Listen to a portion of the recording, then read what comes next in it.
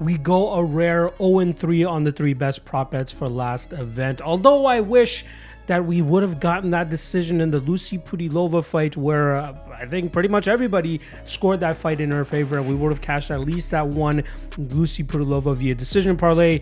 It was not meant to be. The judges had other plans that night. Obviously, I got 3 more best prop bets for you guys coming up for this weekend's UFC Vegas 71 card. A reminder, the LFA card goes down tonight, and you can find breakdowns for every single one of those fights on the Patreon, link in the description below. Not to mention, we also got all the Bellator breakdowns dropping for you guys as well. Bellator 294 should already be out, so you can check that out on the YouTube channel, and Bellator 295 should be dropping at some point today. It might already be out by the time you're viewing this video, or it might be coming later on in the evening, but keep your eyes peeled. I got you guys covered for all of those breakdowns. All right, let's get into the 3 best prop bets without wasting any more time. First and foremost, a little bit of a chalky one here, but I feel pretty damn good about it considering that 14 out of 15 of this women's fight have gone or finished inside the distance. I'm talking about Karina and Silva. I believe it's 14 out of 50. All I know is that 1 out of all of her professional fights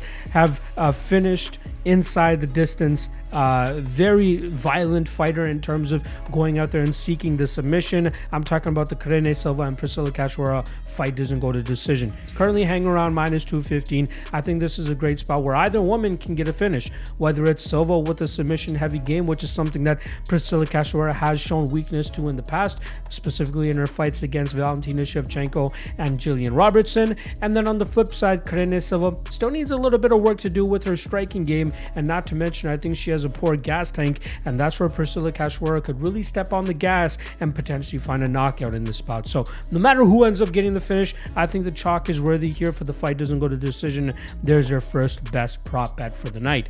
Next up, we're going to get a little bit crazy with this one. We're going to go with a round 3 prop on Ricky Glenn, who's coming off of a little bit of a layoff here. But if he does look as good as he has in the past, I expect him to maybe deal with a little bit of adversity first in the early going here against the strong wrestling style of Christos Giagos. However, Ricky Glenn, very good submission defense, very good defensive grappling as well. Even though he could get taken down here, he does a very good job in terms of looking for submissions, looking for transitions to eventually get back to his feet, and I think he's going to give Christos Giagos a pretty tough time here.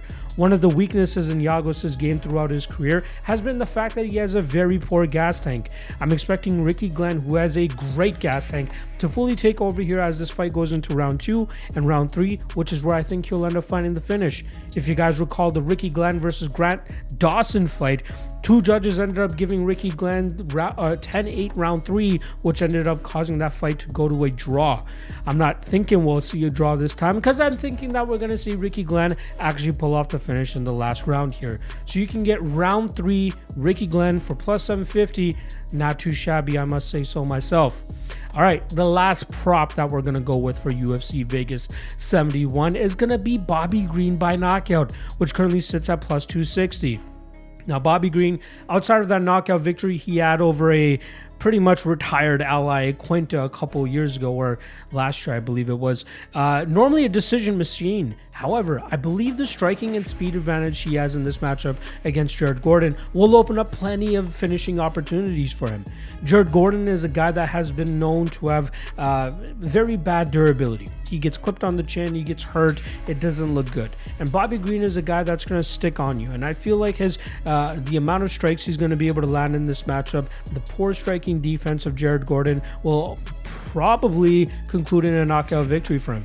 Again, I get why people might not like this prop that much, considering that Bobby Green has been known to be a decision machine, but I feel like the number that we're getting and the stylistic matchup here is worth a little bit of a shot, as I do think that King Bobby Green wants to come back and try to, right the wrong of his 2-fight losing skid that he's currently on, especially in the last one where he got knocked out for the first time in 6 years by Drew Dober.